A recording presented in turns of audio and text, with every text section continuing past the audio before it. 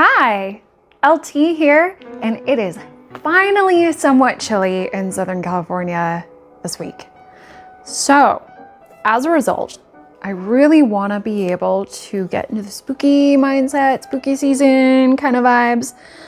What better than to take a skelly friend and turn them into a ghost from Crimson Peak. I've never done what they call corpsed a skeleton before. That's what haunt people have called it for a while, but it should be fun and exciting. I will be doing more things that I have never done before, such as crafting, such as life. I do everything scared. We'll see how it goes. So I have my little friend here. And I got this on sale a little bit ago at the place that starts with a J, Joanne's. And at first I thought, well, maybe I'll make Manfred. Wow, look at that leg. Ooh. Did I get lipstick on you? No, we're good. Okay. Anyway, look at this fabulous legs. You know, it's funny. People joke about the anatomically incorrect creatures at, you know, places this time of year. But to be perfectly honest, even the human skeletons aren't really that anatomically correct. So, just is what it is. This pelvis has got a lot of problems. And their spine is really straight. Like, that's a problem if your spine is that straight. Anyway, besides the point, I'm gonna be taking my friend here, and it's not gonna matter in the end because we'll get so far and so long. Okay, so I went to Remainders and I got a bunch of scrap fabric. I got a bunch of lace. I have my list that I'm going into Remainders with. I have cotton that I'm looking for, or cotton gauze, or linen, white linen, or red, depending. Maybe some antique or vintage lace. And if it's red, even better. And then we'll see what else we find. And maybe I'll get lucky and find some cool stuff to add to the spookiness of the ghost. So, here we go. Let's go. The most magical place on earth. Let's go. If you haven't heard me tout the wonders of Remainders Pasadena, they are a small shop that has everything donated to them, and they also give back to the community with the money that they make from donations. Everything here is super affordable and reused. For 20 bucks, including my discount, because I came in 50s, 60s outfit today. Time traveler for Halloween. So I think I got some good stuff, and then I got some extra things too. I'm very excited. And now it's time to go to Harbor Freight to get some drop sheets and some expanding foam. Let's go. I have this stuff that I've never used before called unicorn spit. And apparently it's very useful for things like fabric and wood staining and a bunch of other things, I guess. So I've never used unicorn spit before. Should be different. It's non-toxic, which is cool, which means I can do skelly things inside while it's windy and chilly, because all of our patio furniture just went flying. So I would rather not be outside in that if I can help it. My plan is to coat skelly, stuff skelly with some kind of guts. We'll see how that goes with expanding foam. And then coat skelly again. And then based on the corpsing, which is I mean, I'll show you guys what it looks like, but based on how the corpsing goes, and then the subsequent painting of the corpse plastic stuff that gets shrunk around them, we'll see how much I need to do with the gown for the Crimson Peak Ghost, because I'm thinking I really love the ghost where she has like her skull cut out and it's really gooey inside. It's pretty gross, I know, but I'm gonna have to cut this open. So actually, maybe what I should do is I should cut this open first and do that before I start painting. I don't know how to cut this open. I imagine I somehow puncture this and then I go through and I do that thing. And then fill probably with expanding foam, but I've also never worked with expanding foam before, so that should be interesting. You've got quite a mouth on you. Okay. So then after the corpsing, we'll see how that goes. I don't know if I'll actually need to make a mini dress for this form, this humanoid form. Or if I can just somehow lay fabric on top of it. Ideally, I would love to just lay fabric on top of her. That way I don't have to actually sew a tiny dress that will eventually get tattered and effed up anyway. But she does have these really lovely puff sleeves that have a cage that they sit on top of to keep them open. And you can see that in some of the stills from the images and some of the references that they used for Halloween Horror Nights when Crimson Peak first came out in 2015. Christ, was it 2015? It's been almost 10 years? No. Okay, well, anyway, cool. Let's cut this skull open. We're gonna give you a lobotomy. How do you feel about that? I can tell you're a little scared. It's okay, I'll take care of you. We'll give you a lollipop afterwards. And then we'll color it from there. So let's go. Let's make one together.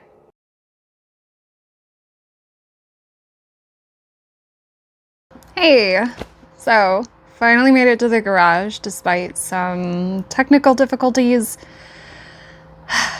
That's what happens when you get equipment for free, hand-me-downs. It's okay though. We are working through it, and at least I didn't have to pay a ton of money for a bunch of equipment that I may or may not need in the future. But anyway, while we're here, we are starting today on Margaret McDermott from Crimson Peak.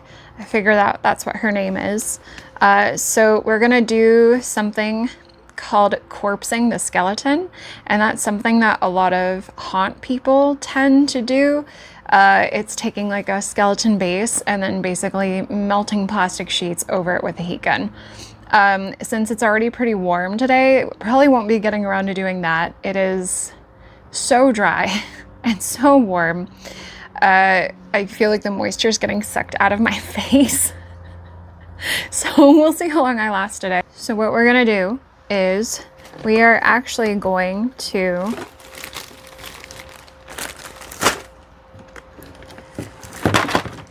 take Skelly here, Miss Margaret, and we're gonna stain her / paint her with this stuff called unicorn spit. I've never used it before, but it works. Bleh. Says it works on wood, glass, fabric, stone, and ceramic. So I'm guessing it'll work on plastic just fine. But before we do that, I also need to carve out her little head. So I think what I'm gonna do is I'm going to mark out where I'm gonna carve it out. And then I got this handy dandy wood burning kit. Initially I really wanted like a foam heat cutter kind of thing, but I didn't see anything like that at the store. They didn't have anything like that at the stores near me. So I think this will work just fine. But before we do that, before we do anything involving plastics and melting and burning, excuse me, please wear your lung protection. I got this one because I like the colors and I thought it looked cute. But it's very protective. This is a Neosh 3M6092-6. It filters out also fumes as well as particles, which is very important. You only have one set of lungs. And then I also have a set of new goggles too, because I thought I should upgrade from my other gross ones that I've had for years. And this one allows me to breathe a little bit more, have more protection, and it's not as scratched up. So I'm gonna be doing that after I'm done drawing out where their little lobotomy marks are gonna be. It always helps to have a reference on hand no matter what you're doing, and it's definitely not cheating. So I pulled up all the references that I could find of Miss Margaret and started getting to town drawing out the areas where I was gonna carve.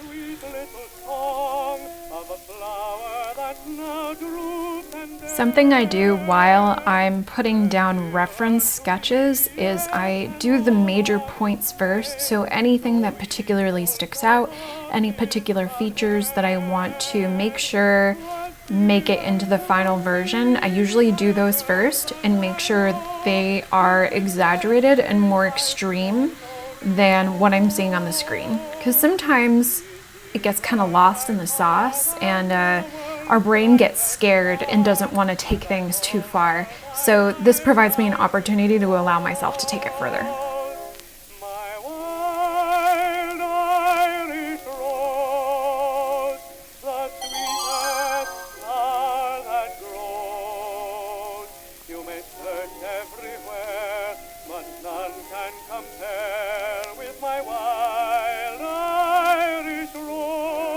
As I'm using the wood burning tool, I'm slowly pressing it into the plastic to see how long it takes to melt, which direction the plastic is going to be going in, just kind of how everything tends to behave together, and it gives me a better idea of how to use this tool moving forward. I'm wiping off buildup onto an old towel so that way it won't stick to the blade and cause a fire. I'm also keeping in mind how the edges of the actual plastic are looking as they're burning away. They may sing of their roses, which by other names would smell just as sweetly, they say. But I know that my rose would never consent to have that sweet name taken away. Her glances are shy when I've both marked out and burned out the areas where poor little Margaret's face was bashed in. I'm pretty pleased with how it turned out so far. What I did with the heat tool was once I went in and I cut out the pieces that I needed gone, I went back in and I kind of smoothed it out a little bit with the edge of the blade, just so that way, you know, if I decided to sand down some of this, most of that work would have been taken care of for me. And, you know, that way it doesn't look like it's been cut through with a hot knife. Because the whole point of this is to make it look like the character and not so much like, you know, a little prop that I made. It's those little details that really tend to bring out the excellence in a project, so something to think about. I'm really, really glad I was wearing PPE. The amount of smoke that this created was intense. I also wiped down the hot knife pretty often just to kind of get rid of buildup. Imagine this going into your lungs. That sounds awful, and it still smells pretty terrible. I have a fan going here. You know, and I'm in the garage, so I always hope that I have enough ventilation. I've only got one set of lungs, and she ain't doing too great in general, so see how it goes. So now that this part is done, and I'm quite pleased with how she turned out, I think it's time to start painting with the unicorn spit. And I'm using the gel stain. It is concentrated. What is this color called? Molly Red Pepper. So that should be cool. We'll see how this takes. I've never used this stuff before, but I imagine it should work just fine. And apparently it smells like jasmine, which will be a very nice change from the burning tool in plastic. Do not recommend as a perfume.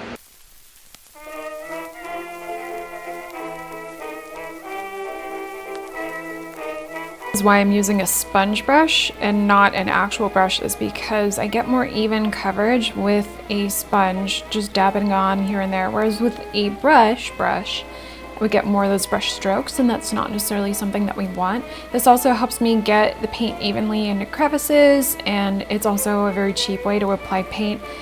You can find these chip brushes at pretty much any craft store or hardware store.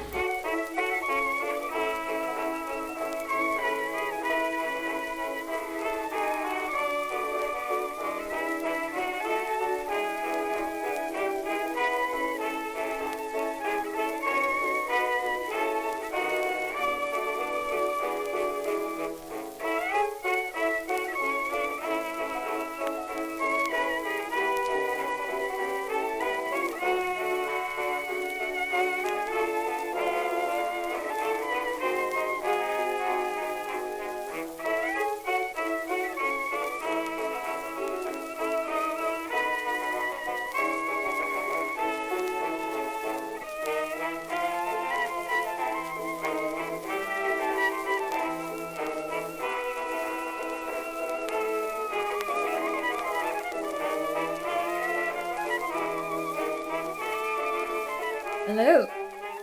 We are now going to corpse the skeleton.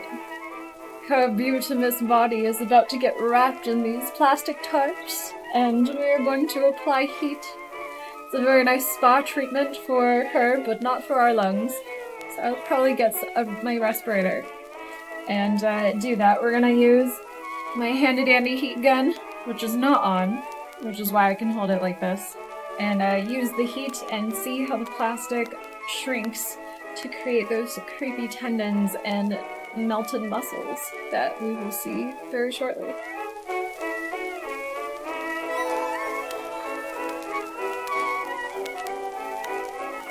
After wrapping Skelly in a bunch of plastic sheets and stuff, I slowly started realizing that maybe I put too much plastic wrap on top of it.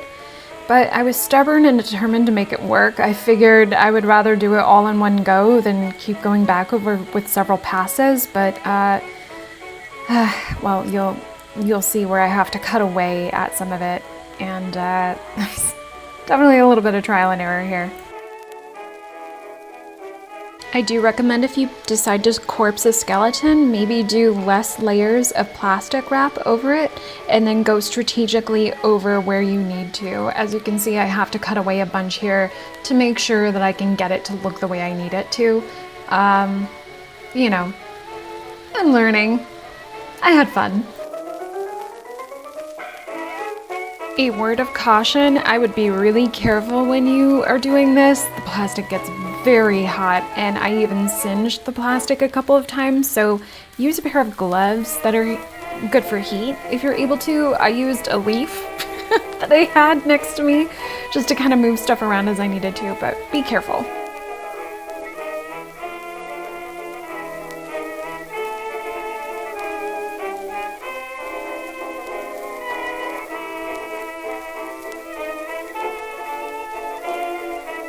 After she cooled off, I brought her inside and started to begin building the puff sleeve cages.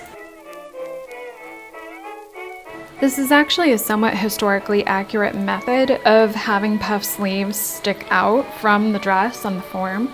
Obviously, the way that I'm doing it is not necessarily historically accurate. I'm using floral wire and just wrapping it around itself several times to have a stable form, but you know, the general gist still applies.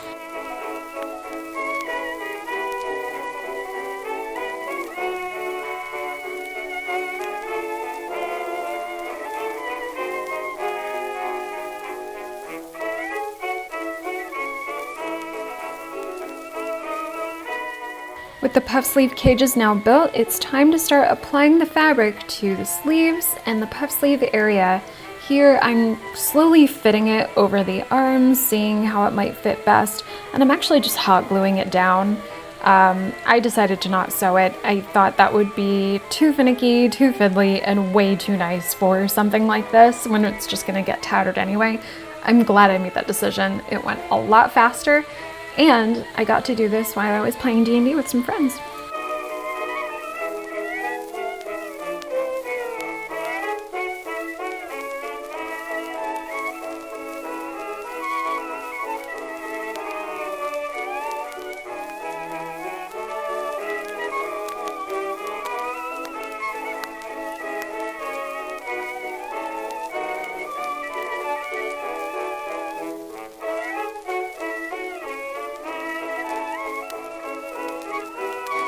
I prepped the skirt piece by ironing it and then cooling it in the freezer. That was a fun and easy way to do it. And before I did that, and while I was waiting for the skirt pieces to cool, I started gluing on some wool roving that I also found at Remainders. I wanted to use this as hair because I thought it would be a really lovely texture to use that would stand out pretty easily from the rest of the textures that I had going on. A lot of the things that I do don't seem to make sense in the moment, but I have a vision for what I'm doing, and I know that wool roving has a texture that will differentiate it from the skeleton base and the paint texture that created over top of it, as well as the fabric. In addition, the wool roving also was nice to work with because I could spread it out, I could thicken it by layering it over top of itself. I was able to really easily meld it with areas where it kind of looks like it's almost melting into the base of the skeleton, and that's exactly what some of the references looked like to me.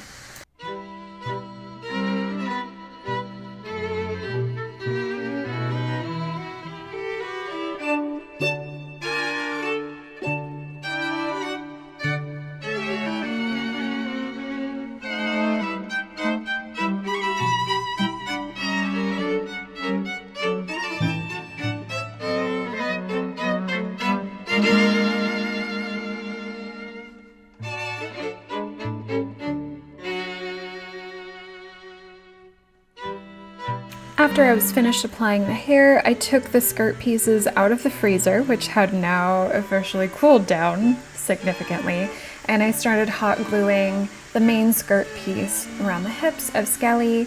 I made sure that all the pleats were as pronounced as possible, and I also noticed in one of the reference images that she seems to have this almost like a lace waistband that seems to drop from where the rest of her bodice disintegrated. So I wanted to also keep that in, and I think she turned out pretty well. This is everything on, including the flowers.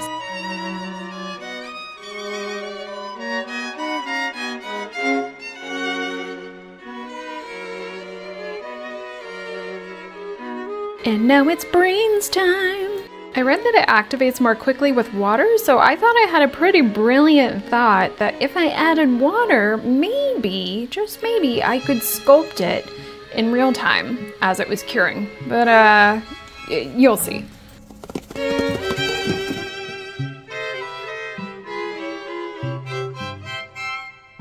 A word to the wise when using expanding foam: when they say fill up the thing that you're filling it with for about a third, I would take it seriously, because I made the mistake of filling it up all the way, thinking that, oh yeah, if I added the water, surely it won't expand that much.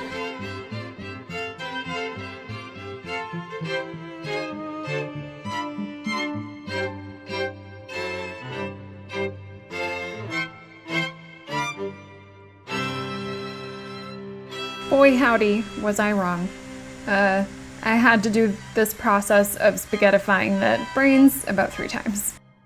While I was waiting for that to cure, I started painting the dress itself and dyeing it with a mix of the unicorn spit and a bunch of other stuff. I wet the fabric first so that way the dye could soak in more easily.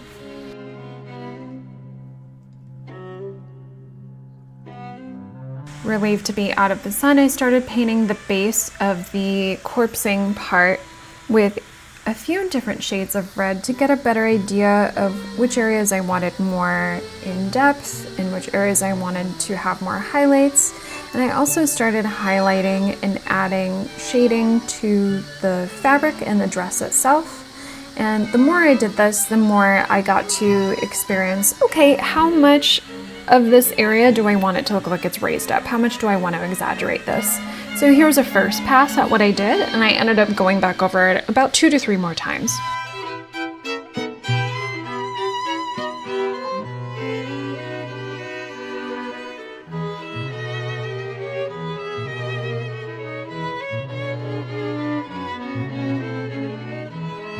For my final pass, I started really exaggerating the areas I wanted to be darker to make it look like it really was deep within the recesses of the skeleton. So I added just the tiniest bit of black to a mix of red and brown and purple to get more rich hues. I personally never want to use real black unless I absolutely need that color, because true black does not exactly exist in nature. There is always some shade to it, and I want it to be only used in extremes.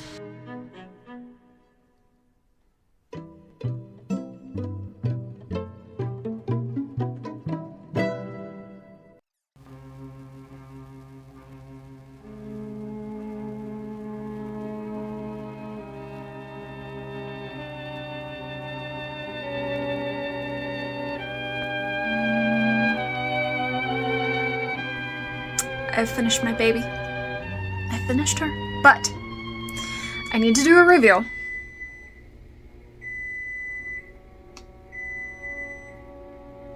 Sorry, that was dinner. I need to do a reveal, but I feel like I need to go whole ham instead of half ham. I feel like being extra right now the day before I leave for a trip is maybe asking for too much, but what is life if not making things a little more interesting? Here's the reveal.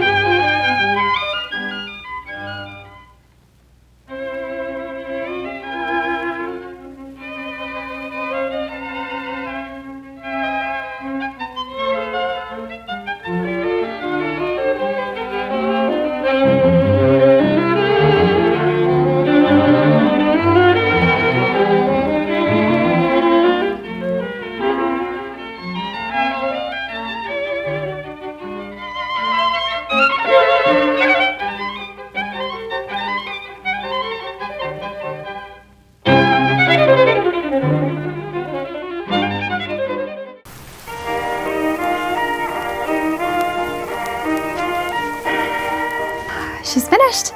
I did it. I did it in time. This was quite the project. I had a lot more fun than I thought I would. I think a lot of it had to come down to the weathering and the distressing and what they call a breakdown in the film industry, where it means, you know, weathering, distressing. But anyway, she's my fun little ghosty friend. So the unicorn spit wasn't quite what I was hoping for. It has more of a consistency of tempera paint. And if you're familiar with tempera paint, it tends to kind of flake more. I thought it was going to stain more, especially on the plastic, but it didn't really. So I kind of had to allow it to get sealed in when I went through with the hot stuff over the plastic and heat shrinking that over the form. And then I painted over it with a mix of acrylic paint, Plat Effects, which is basically a thinner acrylic paint, leather paint, and textile medium all mixed together. And the reason why I mixed a couple different reds together is because in nature, there is no one color that is ever the same thing. There's always little bits of variations, and that's what makes things so interesting to look at. It's only in, you know, human manufacturing that we're able to recreate a very specific color.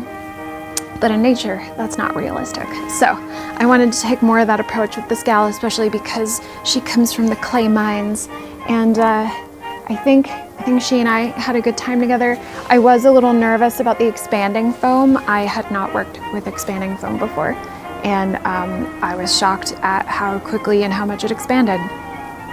What a concept. So, lesson learned. I will use tiny bits next time. I thought I could maybe sculpt it while it was hardening. That didn't quite work, but it worked out okay for my needs.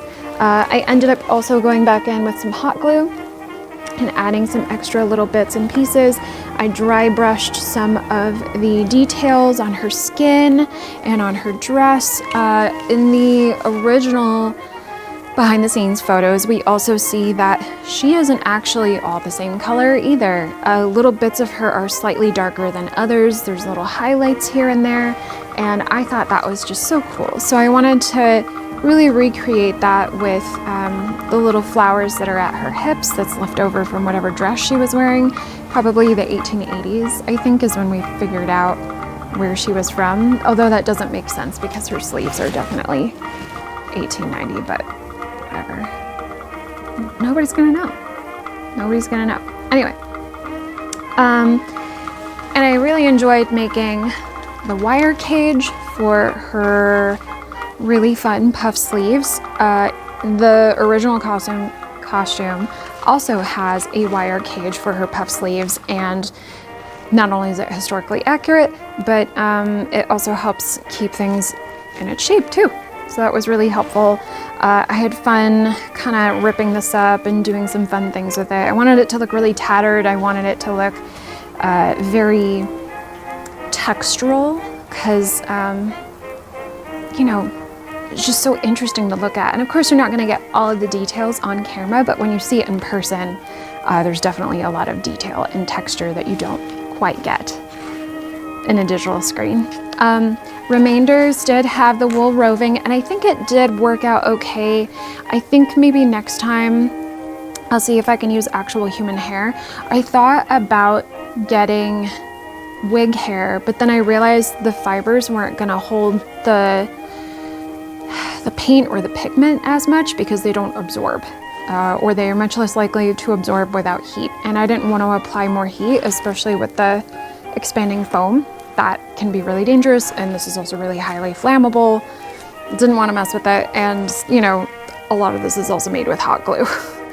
So yeah, there were a lot of instances to this. So she is not safe to display outside, but she's perfect for indoors, for an enchanting, haunted, spooky hallway that makes you feel like you're just gonna keep walking down it forever and ever and ever, and it will never end.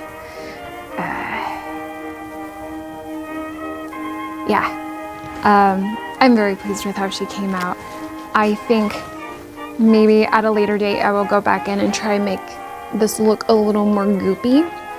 I didn't have a sealant on me right now, but there are sealants that make things look more glazed, and I want to do that next for her brains and maybe some of her other bits that are a little more goopy looking.